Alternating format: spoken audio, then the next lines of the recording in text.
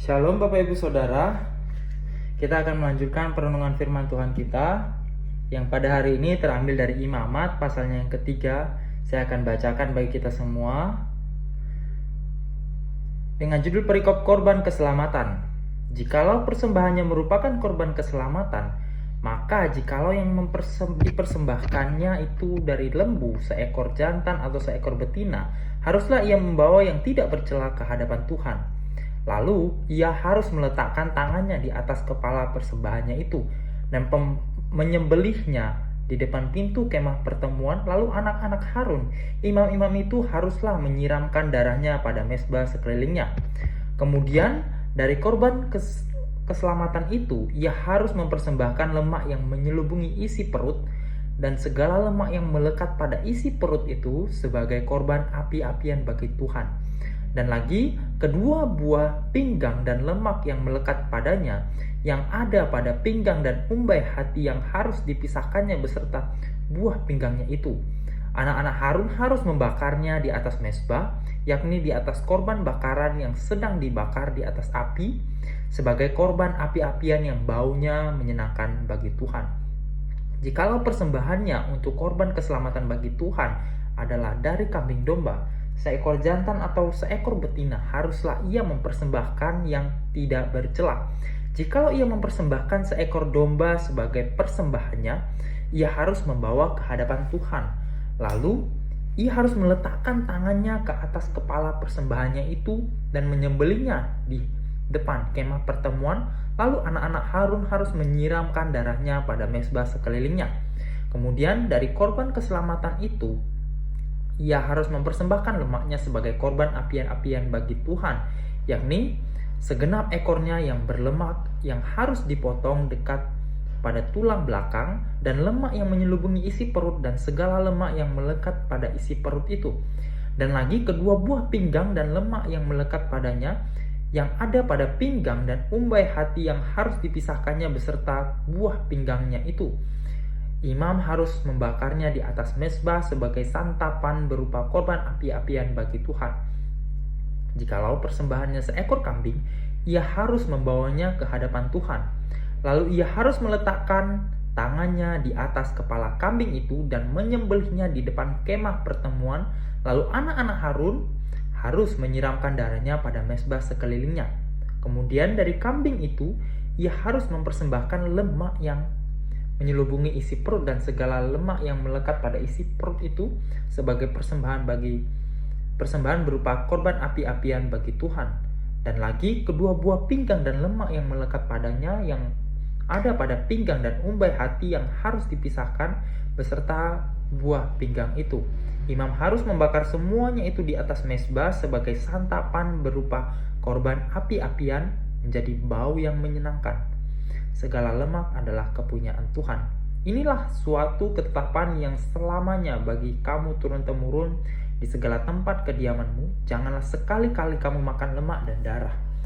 Nah, Bapak Ibu Saudara, perenungan firman Tuhan hari ini kita akan membicarakan mengenai kurban keselamatan.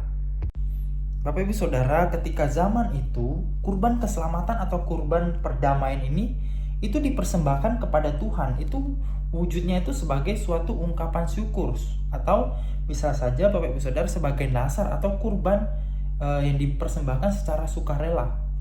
Nah, hal yang mendasarinya adalah Bapak Ibu Saudara, karena adalah sebuah persekutuan atau relasi antara manusia dengan Allah, antara Allah dengan umatnya. Nah, walaupun Bapak Ibu Saudara kurban ini diberikan secara sukarela, bukan berarti persembahan kurban ini yang dilakukan ini boleh secara sembarangan. Bukan karena kita butuh baru kita memberikan yang terbaik.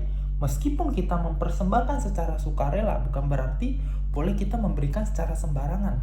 Boleh kita memberikan dengan yang tidak terbaik. Tetapi kurban yang dipersembahkan, baik itu lembu, kambing atau domba, itu harus tidak bercela pada zaman itu. Nah, dan cara mempersembahkannya Bapak Ibu Saudara juga ada syarat-syaratnya. Ada syarat-syarat yang harus dipenuhi. Sudah ada syarat-syarat yang harus dipenuhi, ada checklist yang harus dilakukan. Dan itu dilakukan oleh imam, bukan oleh sembarang orang. Nah, dikatakan dalam firman Tuhan, darah dan lemak dari kurban tersebut itu tidak boleh dimakan, karena kedua benda itu, darahnya akan disiramkan pada mezbah sekelilingnya, sedangkan lemaknya Bapak Ibu Saudara dipersembahkan kepada Tuhan sebagai kurban api-apian. Jadi kedua hal itu tidak boleh dimakan karena akan menjadi sebuah persembahan bagi Tuhan sebagai kurban api-apian. Nah, Bapak Ibu Saudara, apa relevansinya pada kita sekarang ini? Kalau kita perhatikan Bapak Ibu Saudara, saat ini ketika kita ke gereja, kita tidak lagi membawa kambing, kita tidak lagi membawa kurban-kurban seperti perjanjian lama, ada binatang-binatang. Karena Bapak Ibu Saudara, ketika dalam perjanjian baru, pengorbanan Tuhan Yesus di atas kayu salib telah menebus setiap kita dari dosa. Setiap dosa yang kita lakukan, setiap dosa yang ada pada diri manusia, penebusannya itu sudah digenapi di atas kayu salib. Nah, di dalam Tuhan Yesus Bapak Ibu Saudara, orang yang percaya telah menerima keselamatan dan pendamaian yang sempurna dari Allah kepada manusia. Sehingga Bapak Ibu Saudara, relasi setiap kita sebagai manusia yang berdosa dengan Allah yang awalnya telah rusak karena dosa, itu telah dipulihkan kembali di dalam Yesus Kristus. Sehingga kita tidak lagi mempersembahkan binatang sebagai kurban persembahan, tetapi yang menjadi persembahan kita adalah Bapak Ibu Saudara, yang menjadi persembahan kita adalah hati yang bersyukur kepada Allah di dalam Yesus Kristus. Itu yang harus tetap ada di dalam kehidupan kita sebagai umat Allah. Nah, lalu bagaimana cara kita untuk memberikan persembahan pada saat ini, pada zaman sekarang? Yang pertama adalah Bapak Ibu Saudara, kita memberikan persembahan itu dengan sukarela. Bukan karena terpaksa, tetapi dengan kita memberikan persembahan itu dengan penuh sukacita, dengan ucapan syukur. Yang persembahan yang kita lakukan adalah persembahan yang penuh dengan ucapan syukur, dan persembahan yang kita lakukan adalah persembahan yang bukan karena ketika kita mengalami persoalan kita butuh pertolongan Tuhan kita baru berikan, tetapi dengan konsisten kita lakukan sebagai ungkapan syukur kita persembahkan dengan sukarela, dengan sukacita. Tetapi meskipun kita mengatakan kita memberikan dengan sukarela, bukan berarti kita tidak memberikan yang terbaik. Seperti di dalam perjanjian lama ada SOP-nya, tapi kita harus memberikan dengan hati yang bersyukur kepada Tuhan. Nah, sehingga Bapak Ibu Saudara, persembahan yang kita bawa kepada Tuhan itu dapat kita persembahkan dengan lebih baik, memberikan persembahan yang terbaik yang daripada kita. Nah, kemudian yang kedua yang bisa kita lakukan adalah Bapak Ibu Saudara, di dalam perjanjian baru dalam Roma 12 ayat yang 1 dikatakan, "Karena itu saudara-saudara, demi kemurahan Allah aku menasihatkan kamu supaya kamu mempersembahkan tubuhmu sebagai persembahan yang hidup, yang kudus dan yang berkenan kepada Allah. Itu adalah ibadahmu yang sejati." Tidak hanya berbicara soal materi Bapak Ibu Saudara, tetapi di sini firman Tuhan mengingatkan bahwa kita sendiri, diri kita, itu adalah persembahan yang lebih pantas bagi Tuhan. Selain kita mempersembahkan hidup kita seutuhnya kepada Allah.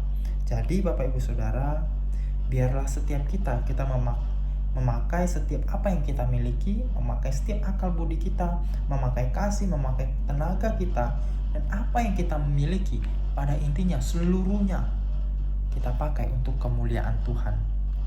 Demikian Bapak Ibu Saudara perenungan firman Tuhan kita. Mari bersama saya mengajak kita berdoa. Bapa dalam surga, bersyukur untuk firman Tuhan yang bersama mengingatkan kepada setiap kami. Kami berdoa ya Bapa, kami sadar setiap kami adalah manusia yang lemah, tetapi melalui firman Tuhan hari ini bersyukur setiap kami diingatkan bahwa di dalam kehidupan kami, melalui setiap apa yang kami miliki, melalui kehidupan kami, biarlah setiap kami semakin disadarkan bahwa setiap kami ada sampai saat ini, itu adalah berkat kasih karunia Tuhan bagi setiap kami. Biarlah setiap kami Tuhan, ketika kami memberikan persembahan, baik itu secara materi atau kami menyerahkan hidup kami kepada Tuhan, ketika kami menyatakan hal-hal demikian, biarlah yang kami lakukan Kami lakukan dengan sukacita, kami lakukan dengan sukarela. Kami tidak menjadi orang yang tanggung-tanggung kepada Tuhan, tetapi biarlah setiap kami melakukan semuanya itu hanya untuk kemuliaan Tuhan. Kami tidak melihat ke kiri, tidak melihat ke kanan, tetapi kami menjadi umat yang senantiasa matanya tertuju kepada Engkau. Terima kasih ya Tuhan. Di dalam nama Tuhan Yesus kami berdoa dan mengucap syukur. Amin.